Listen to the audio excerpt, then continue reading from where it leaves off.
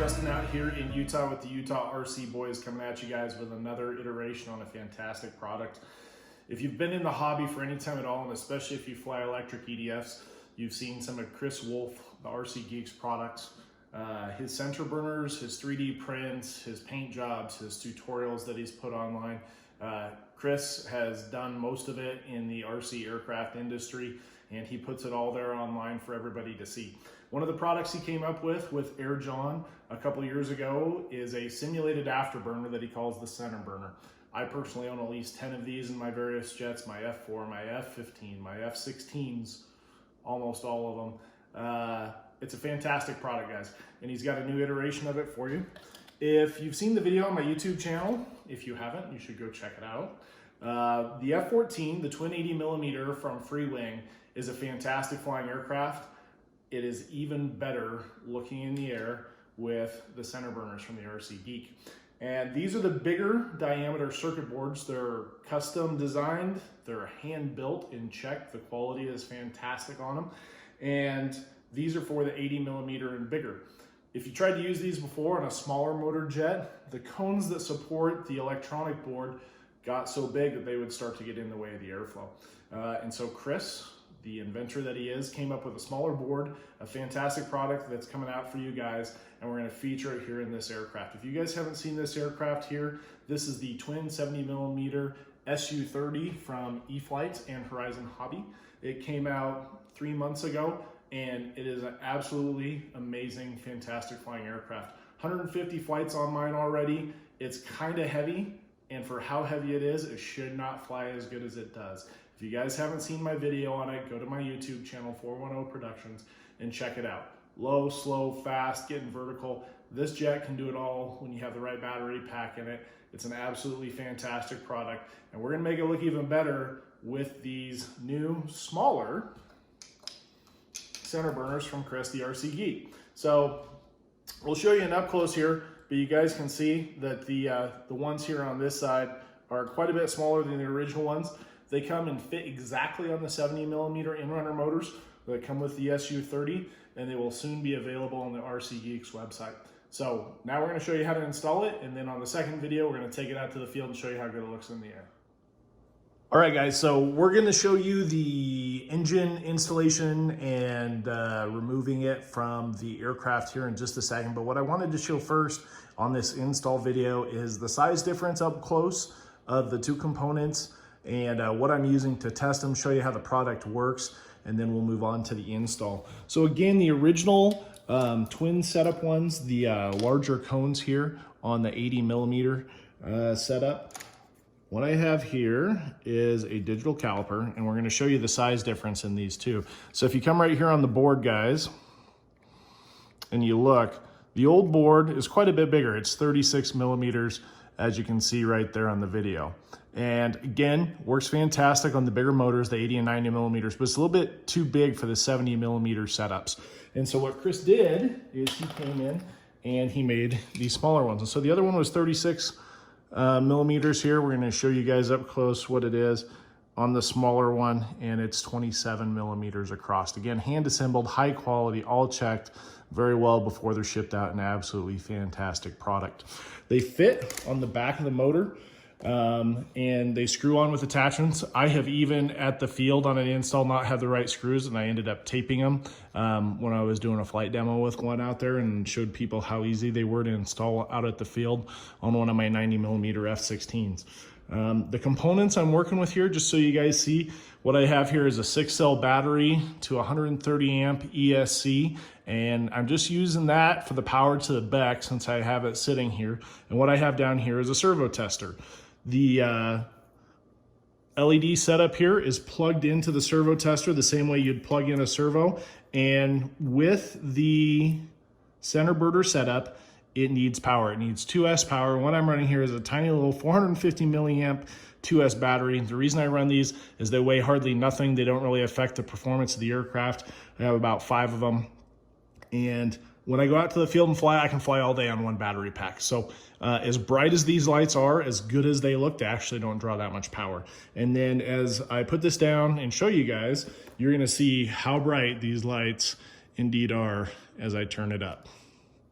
So one of the unique things about this product from the RC Geek is often imitated, never duplicated, as they say. And there's other Centerburner type products that are out there. There's more and more every day. You can even make your own from components on the internet, and there's tutorials on how to do that, but none of them are as good as this, guys. And that's because these are custom programmed circuit boards, and it gives it that little bit of flicker that makes it look really realistic in the air. And it's got a controller here that you can set very easily to have these lights come on at the throttle position you want to come on. So if you want it to come on at 50% power on your EDF, it'll come on there. If you don't want it to come on until you get to 75% power, you can set it for that. And Chris Wolf, the RC Geek, if you go to his YouTube channel on the RC Geek, he actually gives you an exact tutorial of how to set it up. I'll show you as well once we get it installed. But just to show you guys one more time how bright it is, I'm gonna move it a little further away from the camera here. These things are incredibly bright, and as you see there, they continue to flicker like an actual flame burning. Some of the other products don't do that, and so they don't look quite as realistic towards a real afterburner, but absolutely fantastic product. So let's move to the install, guys. So this part of the installation, guys, when I first got into RC, I was extremely intimidated on working with the products, pulling them apart, looking at the components. I started with the Freewing T45. I had a hard landing and some gusty winds, and I bent one of the nose gear, one part of the nose gear strut. And I ended up pulling that apart. I totally was worrying about messing the airplane up. But after fiddling with it and looking at it for a little bit, it was actually pretty easy to figure out how the components went together. And this is no different, guys. If you guys have never done this, don't be afraid of it at all.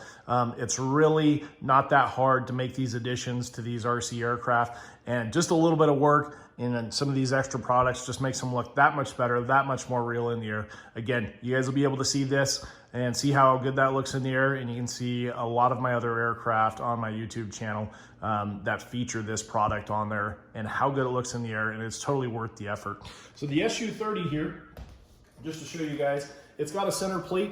It had 6 screws in it here. It's basically pressed cardboard, and it's got vents in it because these are the speed controllers down here in the aircraft. I pulled that off because what we're gonna end up doing is running the wires for the Centerburner up to the receiver. We're gonna add a Y to the throttle port on the receiver, and in that Y, the actual throttle is gonna go in there, and then the Centerburner plug-in that we had in the servo tester before, that is right here, guys, this will go into the other side of that Y, and that's what will control the lights on these. So to show you how easy it is to get this aircraft apart, I already pulled one out, but it's got these really nice screws. All these parts fit together extremely well. It's amazing, guys, the quality of the products that are coming out of the RC industry now, the tolerances, how things fit together. It's just a really good time to be in the hobby. This is certainly no different. Again, it's a fantastic product. Everything from the way the vertical stabs fit on, and it's so tight actually in this panel here that I got to pull out to get to the motor that I actually have to use an X-Acto knife to pry the edge of it up to get it started. So I'm going to do that and then pry it up just a little bit on each side, and then you guys will see how easy these hatches come out of these aircraft. So just like that, guys, and the hatches out, and then try and move the camera just a little bit closer here so you guys can see it a little better. The motor housing itself is held in there with 2 more of those same type of screws, and we'll just pull it out. Now, it's important when you guys take these out that you guys pay attention before you pull it too far on which motor leads are connected to which speed controller leads. And that's because the first motor here, basically, when you put it back together, you want the motors to turn the right direction so you don't have to pull it all apart again and reverse the leads on it. So as I pull it out here, guys, pull these motor leads out just slightly so you can see them a little bit better here. We have 3 leads, and it's important to take note, and if you look, the yellow lead will go to yellow, so the motor to the ESC lead here, and then when you put it back together, the red and black are not going to go to red and black. They're actually going to be reversed, and that'll make the motor spin the correct direction. So just remember, guys, when you reassemble this, make sure you put those motor leads back onto the correct one. So you guys have seen how easy that was to take out. I already have one out here, so we're gonna move to that and we're gonna show you exactly how this Centerburner product fits on here. So again, guys, this one's already off. I got my motor leads here and it's really, really simple. It honestly, it doesn't get much more simple than this. If you look here on this burner cone, there's one slightly bigger hole. The other ones are vent holes. This is a vent hole as well, but it's also bigger to run the wires through it. And what I'm gonna do is I'm gonna take all these wires and I'm going to feed them carefully up through the hole. Make sure you don't push on the wire that's connected to the board for the light on the inside as you do that. Just carefully slip it down there, guys. And then the RC Geek has made these tolerances so tight, this would probably actually fit on the motor and stay without any screws at all. It just barely fits over. The tolerances are exactly where they're supposed to be. It fits on here fantastic. And that's important, guys, because what that means is there's no extra plastic sticking out there in the airstream that's gonna slow the airflow down and slow down the performance of the aircraft. So it's literally that easy to get it on. It's very sturdy. I could probably leave it like that, but what we're gonna show you next is how to do the screws on it. All right, guys, so the next thing we got to do in the installation of this is make sure that this housing is screwed securely onto the motor. It comes with holes already in there for you, as you can see right here, for that to screw into. It's not that deep, and normally you won't have a screw that is the right length. What I have a bunch, and a lot of us have this, guys, the extra parts that come with the airplanes, parts that are left over from crashed airplanes, etc., is some of these longer screws. Now this screw is too long. We don't want quite that long on there. So what I'm gonna do is use a pair of side cutters and cut that screw down just a little bit so that it goes far enough through the plastic to grab onto the motor, but so it's not sticking out in the airstream. So I'll show you guys that right now. And what I got is a pair of side cutters right here. And so about halfway down the screw, I'm just gonna clamp onto it with the side cutters, and that little pointy extra tip that's sitting there, we don't really want that against the housing. We want to get rid of that. So we're going to put it down here, and again, guys, make sure you wear safety glasses when you do this. I'm going to put my hand over it so the parts don't go flying.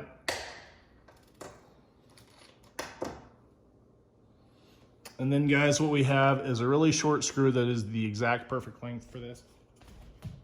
Okay, guys, so after we've shortened our screw here, it's really small. You just got to get it started into that hole. You can use two if you need to. What I have found in my experience is the part itself fits so tight, one will generally do. And you just screw it down. And if you've cut the screw to the right length, it'll just barely grab that motor housing, not stick too far out there in the airstream at all. And it's very secure. You can't pull it off for anything. It's not going anywhere, guys. All right, guys, so an up-close view here of what we're working with now. Now that we have the cone installed on the first motor, we have to get it ran back through. If you come down in here, you see the speed controller leads. The speed controllers are sitting up here. I'm gonna actually just pull this down just slightly. Be careful when you pull on it, guys. You don't wanna pull it out of the wires that are up there up front. And again, we just have to hook the yellow on yellow, and then the red actually goes to the black, and then the black goes to the red on both of these motors. If you hook them up backwards, not a big deal, it won't fry anything, but they will run backwards, and you'll have to re-plug them in. So the yellow's in yellow, the red is going into the black, and the black is going to go into the red from the motor to the speed controller lead. I left these screws in here before, just so it's easier. I'm running the wire for the actual controller to the Centerburner up from the little gap here. There it is. I'll hook it into the controller after I get the other one installed. As you see, guys, all you got to do is when you put this in, just turn that cone down and slip it in first, and then make sure those wires to the motor get pushed back in a little bit. As you do so, you set it right down on there, and then we'll move the camera here a little bit for you guys so you can see it just a little bit better and show you just how easy this is to accomplish. And with the motor mount holes lined back up, guys, we're just going to screw it in. And as far as the install of the burner for the motor, that is all it is, guys. So that one's... And then after you do that, guys, down inside here, you can't really see it really well, and I can't really aim the camera very well. But what I'm doing is I'm pulling the controller lead for that Centerburner tight. It matches the path of the speed controller wires. That way you don't have an extra wire hanging out there in the slipstream. But it's already absolutely installed, guys. We put the motor cover back on, 2 screws back in.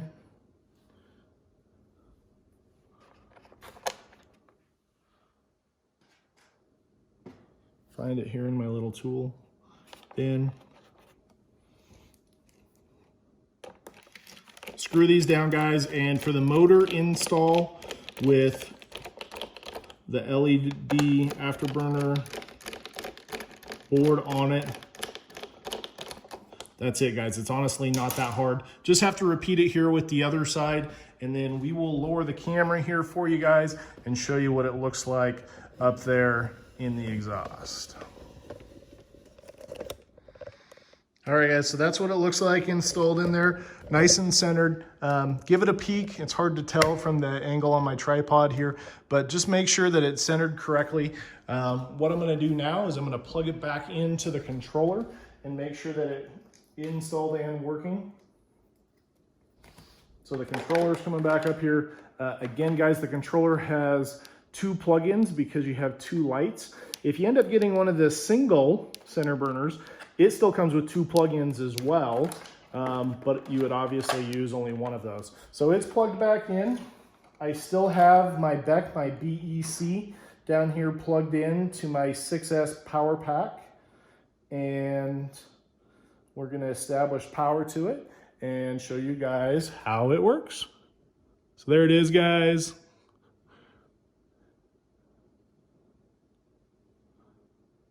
A little bit of flicker right there as it comes on and shuts off. Very, very realistic looking. Hard to beat. Absolutely fantastic quality product. All right, guys, through the magic of video and television, I've installed both of the Centerburners here in the Eflite SU-30. It's hooked up to the tester. Show you guys what that looks like real quick with both sets on there. You can see it's got a really nice flicker. Looks like a real afterburner, and the intensity varies based on how far the power is coming in as well, and gets a little bit brighter there as you go on to full power with it. So a lot of times what people will do, guys, is they will line these exhaust holes on the EDFs with foil tape, and I have that, and I'm going to show you guys how to do that on here. I do have a word of caution though. If you guys do that, you have to make very sure that this tape is secure. What I have here is HVAC tape. It's very shiny, it's very reflective. You can see that right there in the light of the afterburner. One thing you have to be very, very careful about is not to let this come loose while you're flying. There's actually airplanes that have crashed from that when part of the thrust has been blocked by a loose piece of tape coming out. One of the easiest ways to prevent that is to run the tape all the way from underneath the motor outward to the exhaust pipe. And then that way, the motor is kind of holding the tape in place. The worst thing that'll happen if it comes loose is it'll flap around. What I often do instead is I go down and I get some good Krylon chrome paint. It is foam safe. And what I will do is I'll remove the fans. I'll stuff some plastic grocery bags up into the exhaust area, and then I'll mask off around the outside of these exhausts, and I will spray either in this way, depending on how the motor housing setup is, or sometimes it's actually easier to just tape this off with masking tape and spray from the inside back. Of course, make sure you guys mask that off so you don't ruin the beautiful paint job on your EDFs, but we will show you the finished product here as I get all of this in there. All right, guys, so we're gonna give you a quick look. What I've done is just pulled the other motor out real quick here, and I have this HVAC aluminum foil tape from a hardware store. You can get it at any major hardware store, the big box ones, you know, Home Depot, Lowe's, etc. And you might even be able to get it at some other stores as well.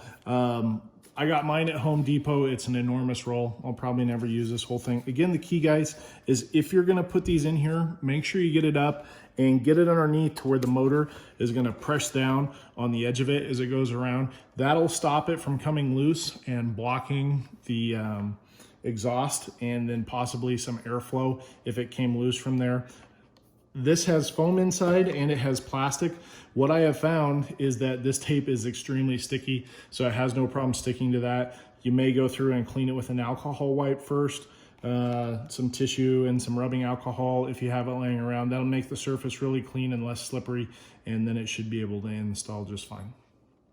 Okay guys, so here's the exhaust exit from it. What I've done is I've cut a piece of this aluminum foil HVAC tape to the right length. I'm gonna stick it up inside there, and then it'll look the best if you get the edge as even as possible all the way around inside the exhaust, and just lay that down there. I got it pretty good on the first go. It doesn't always happen on the first go, guys. And then you just press it down. And what you'll find is that it won't be exactly smooth. It'll actually have little crinkles in it, but what that looks like in the air is actually fantastic, guys. Every one of those little crinkles will catch a little more light, and it gives it this really authentic look there. Again, you can use paint if that's easier for you to do. If you have this tape available, it looks fantastic. And as I press it in here, guys, I'm just gonna put the first piece down and show you, and then we'll show you the finished product on how it looks. When I slip this back in, you may be able to see it through there, is that the front of the tape is actually gonna sit underneath the motor housing up inside there. And that's important, guys, because that will stop the tape from coming out. If the tape ever comes loose, even just a little bit, it'll still stay in place and won't interfere with the airflow. All right, guys, so we have both Centerburners installed now, and the left side intake I have lined with the HVAC foil. The right side is not done yet. We're just gonna show you guys the difference on those here real quick and show you, and I'm not sure how well it'll show up on the camera, but you can see some reflection down there in the left side one from the tape. I'll move it up here a little bit closer. And it does increase the intensity. If you look at those two there, it's a little bit flatter on the right. So that's just to show you the difference between the two. Before we put the airplane up, we'll get the other one done. Have both of the exhausts lined with the foil HVAC tape. We're gonna turn the light on for you and show you how they look. Once we have it all hooked up and powered, we will double press this little button when we have our throttle set at the range that we want for when we want the afterburner to come on. After that, we need power. And this is the JST connector that Chris has started putting on all of his Centerburners. You have a couple options on how to get this clear up there to the receiver, which is near the cockpit on this particular aircraft. What I generally do is I will clip the wire right here in the middle. And then I went on Amazon and I bought about 6 feet of the same type of wire. And then I also went and got about 3 feet of this shrink tubing, heat shrink tubing, to protect the solder joints. Now, if you guys don't know how to solder, I honestly didn't really know how to solder until about 3 years ago when I got into the hobby. Went on Amazon, got a solder kit, and then taught myself how to do it. If you don't know how to solder, you can just strip back these wires. You can actually twist them together separately, wrap them in electrical tape, and then tape the whole thing back up so it's secure and so it doesn't pull apart, which is the big thing as you fish it through the airplane. So what I'm gonna do is I'm gonna clip the wire, show you guys that, and then we'll cut to me soldering it. So I'm just gonna go here. I'm gonna give myself a little bit of room, a little over an inch, maybe 1.5 inches, and I'm just gonna clip that off. And then I'm gonna strip the insulation back on both sides, guys, and we'll show you how we solder it up. This is the wire that I cut to length to run up to the receiver. I also put the heat shrink on beforehand. You gotta make sure you move it far enough back because any heat that gets into this wire close to that heat shrink will start melting the heat shrink further back before you can bring it up and shrink it around the wire. So we're just going to get just a little bit of solder on each one of these wires here that's been already cut and stripped the insulation back. And the soldering kit I got, guys, it even came with a nice little pair of wire pliers for stripping and cutting and all that. So I'm sure you can find it. Lots of hardware stores around here. We also have Harbor Freight. They have stuff like this. But again, I got mine on Amazon. And then a lot of these soldering kits will also come with this holder. It's called the Helping Hands, guys. This is actually my second one. I won one in a raffle drawing at a fly-in. And so now that we got both of these connections here, we're just gonna show you the positive one real quick with some solder on them. Once we touch them together, they're gonna stick really quick. And then that'll be it. All right, so good solid connection there, guys. Then just show you real quick how we do the heat shrink. We'll run that up over our connection here. We'll get it right in the middle. And then the soldering iron, guys, the back part, not the tip, is still really hot. So we can just run it along that wire, and careful not to melt it too far.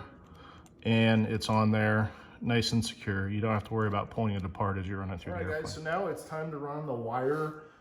Well, both wires, the power wire and the servo wire, up into the receiver area up near the nose of the aircraft. So I've completed my soldering. Just show you guys again what I did. I chopped the wire off from the power lead that Chris includes, and I resoldered that. I soldered on about an 18-inch extension to that, and then heat shrunk onto the original connector that comes up.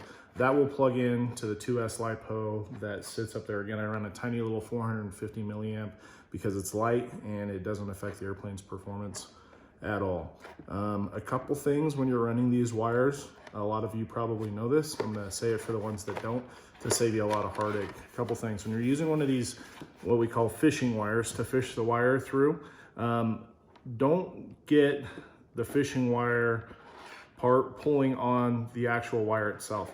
You want to slip this plug in underneath so it's pulling on the plastic when you guys do that, and that'll stop it from pulling these soldering joints loose that you just did.